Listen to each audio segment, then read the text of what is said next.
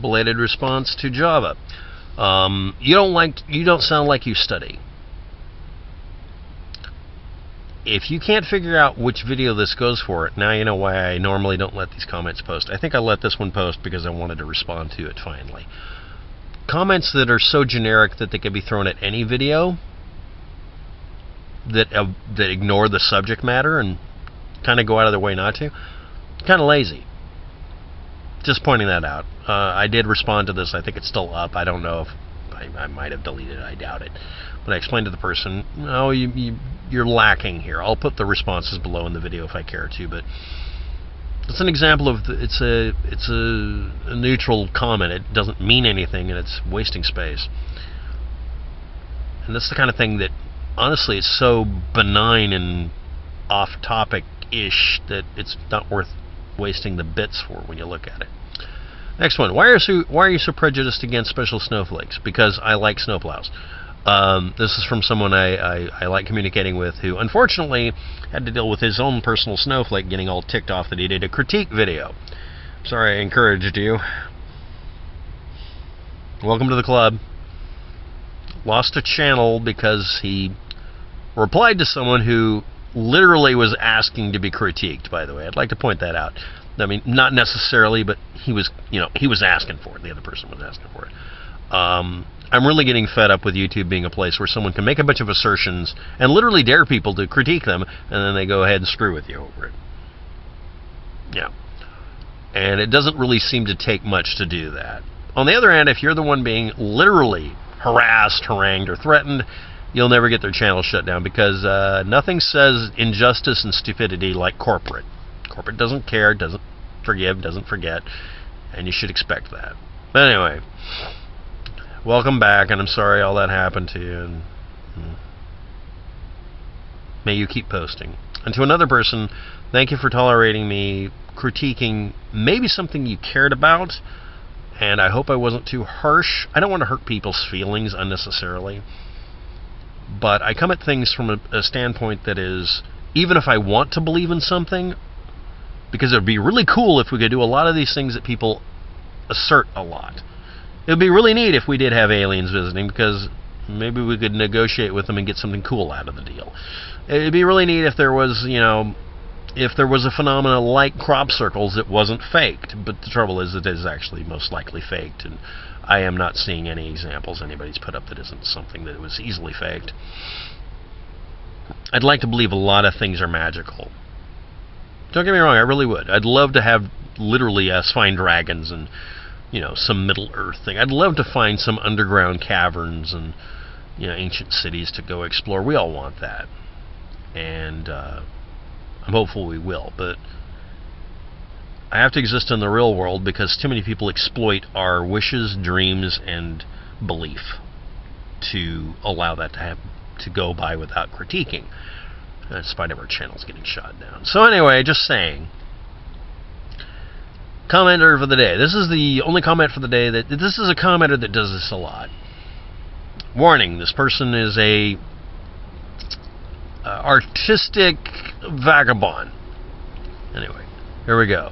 Oh no! Bob, J.R. Bob Dobbs, has ordered the government to issue every able-minded citizen a 23-channel citizen-bound radio station, tube-powered, because if an atom bomb hits, all transistors will fry and die. I watched the day after the television movie about our Air Force Base, SAC HQ, when I was a young man, and they lost all electrics because them big atom bombs fried everything. The government don't lie. I mean lie. How could they all believe the same lie? Folie de groupe. I pronounce it badly. Madness of the large crowds is a known psychiatric disorder. I'm going to cover this real quick. This is going to go into a subject I actually like talking about because it's real. But I'm going to discuss this real quick. It's really neat to find out why we had 23-channel citizen band for the same reason it's neat to find out what happened to Channel 1 on TV, and why the AM/FM radio band is somehow strangely right near one of the television channel groups. It's a mishmash of things that just sort of evolved or grew or got cobbled together. Next. Depending on the design, anything with transistors will survive during an atom bomb blast. This is something people found out later on, oddly enough. But the madness of large crowds, yes. So anyway, remember the radio psychiatrist David something wrote The Making of a Psychiatrist. He presented a case of Fildetrios, I can't pronounce it, where two children all shared their mother's delusions. I have to look that up. Interesting subject. I vaguely remember this, which is really annoying to me because then I want to look it up. Thank you.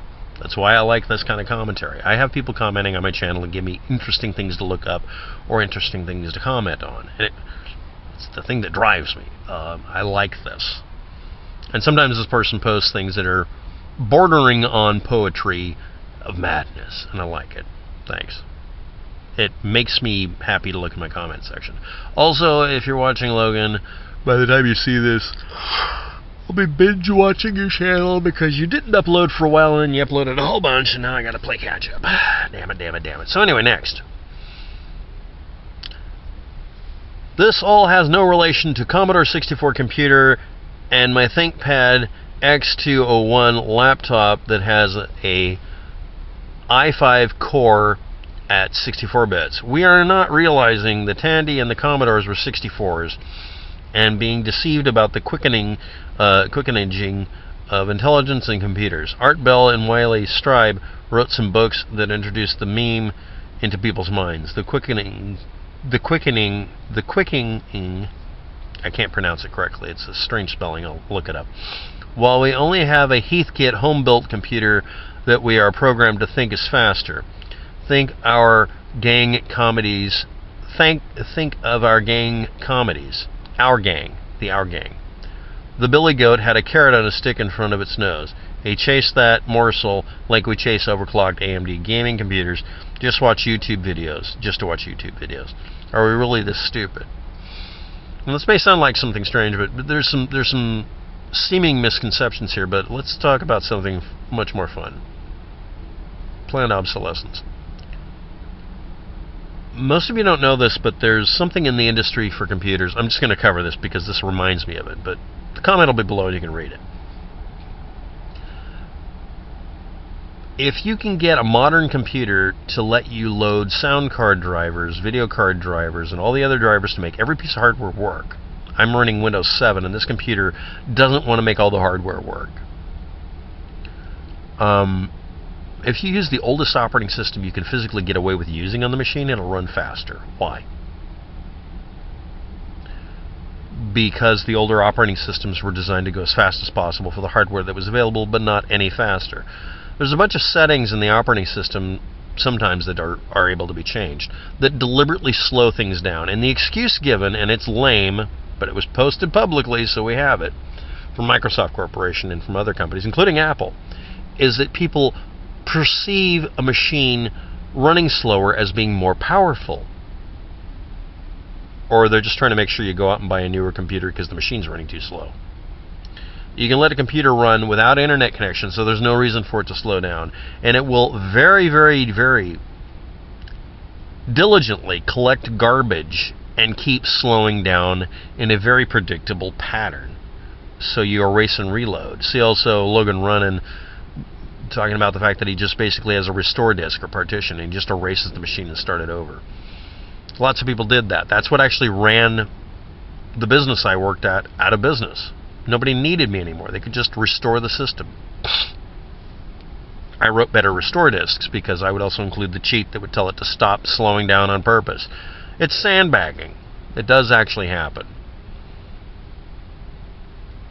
Computers have certain constraints they have to do for us. Except for making more pixels on the screen to where we have 1080p versus 640 by 480, which is a significant thing, but it's doubling one dimension and maybe another, so really it's only needing 4 times as much information on the screen. Yeah, 640 by 480 converted over to, that would be 1280 by something. It's probably higher res than you have. A lot of you have screens like that. Yeah, there are some reasons to increase it. Well, there's this mathematical progression. No, there's not. I'm going to do my favorite example of this and probably end the video with it. Sound cards. What improvements do you need to a sound card? Now, most of you already figured this out right after I asked it, because it pops right into your head. Human hearing uses a resolution level that's dynamically a pretty big range, but it's very conducive to using binary escalation. We compress audio that is 64,000 to 1 pretty well, but we don't go more than that. That works out to 2 bytes per ear, 16-bit audio resolution. That's all that's needed. You can do 20, or you can claim to be some sort of golden ear that can tell the difference and really care, but most of us don't, and honestly, most of those people, you can fool them very easily if you just do it right. What about your eyesight? Well, your eyesight has a huge dynamic range, but that's because it accommodates for it by changing the pupil size, and also because our brain does a bunch of filling in when really we're not seeing visually what we think we are. Our brain has to turn it to something much more rational. Sort of like taking photos at different contrast levels or different brightness levels and then running something called HDR, so you get really the entire dynamic range crunched in. It's a compression format. You're experiencing it while watching my YouTube video. But when you look at a computer screen, it uses only 256 brightness levels. 256 to 1. Like 100 to 1 on your old TV set, or maybe 300 to 1 on your old TV set, a brightness level. We don't really use much more brightness level. When you look at an image from space, from a space telescope, it uses thousands of grayscales. We use thousands of colors. So that means that literally you have lower dynamic range for your vision than your hearing. You can pick out exquisite detail of raindrops with your hearing without having to change your volume level. But visually, we use a very narrow range and then accommodate for it with internet range. That's how our eyes work. We have 24-bit resolution with our eyes, but really it's just 8 grayscale levels for red, and then blue, and then green. That's how the screen does it. That's how it emulates so well. And that's how it works. That's real. Now what that means is that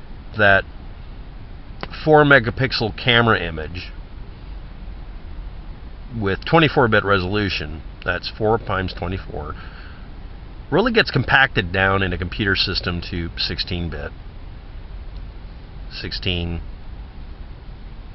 that's 64,000 to 1 for a lot of the video you're watching. And it doesn't use that whole resolution. Now, what has this got to do with anything? Except for the massive overhead of compressing and decompressing things, your computer's basically sitting there doing nothing. And have you noticed when you ever do anything time sensitive, like recording audio or recording video, it will skip and hiccup incessantly, when it should be able to be told really easily, give correct level of bandwidth to this and give it priority and use time sensitive bandwidth. When you play video games, your computers, like he's talking about, are prioritized towards doing that for frame rate. But when you're trying to get something done, your computer decides when you're shutting it down to update, or to download something, or to install something that it shouldn't be doing.